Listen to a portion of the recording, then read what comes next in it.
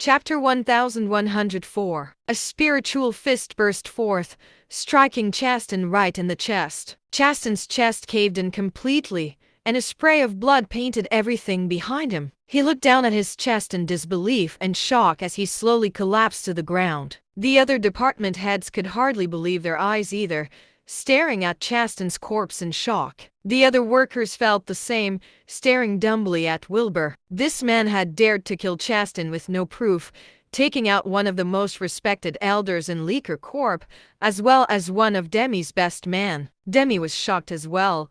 It was clear that she was caught off guard by Wilbur's skills. She quickly composed herself the next second, arching her eyebrow, then asked, "How dare you kill him in front of me when you have no proof, Wilbur? He doesn't respect you at all, madam. Make sure he's punished severely, please." "That's right, madam. How are we going to work in peace if you don't punish Wilbur after this? He needs to be locked up at once and sternly interrogated." The department head spoke up the second they returned to their senses, calling for Demi to punish Wilbur and give him hell. What Wilbur had just done had crossed the line. This was an act of disrespect to them, as well as to Demi. If they let Wilbur get out of this, how would the department heads be able to hold up their power in the company? Just then, however, Demi smirked coldly. "Wilbur, explain yourself." "I was at a bar last night, madam. On the way back, I was targeted by two marksmen. I was thankfully able to avoid the surprise attack and take down both marksmen. I interrogated one of them, and they offered Chaston's name," said Wilbur. He took out a bullet shell, passing it to Demi. "Feel free to take a look at that, madam, and tell me if it's from our own system." Demi glanced at the shell. It was the shell of the regular sniper ammo used by their military. Her expression darkened at once. "This shell is used by the Mua border military. This is the work of an insider." Wilbur was right. The department heads were at a loss for words. They had specifically told Chaston to have the marksmen use regular bullets so that they would not kill Wilbur completely or leave behind any evidence.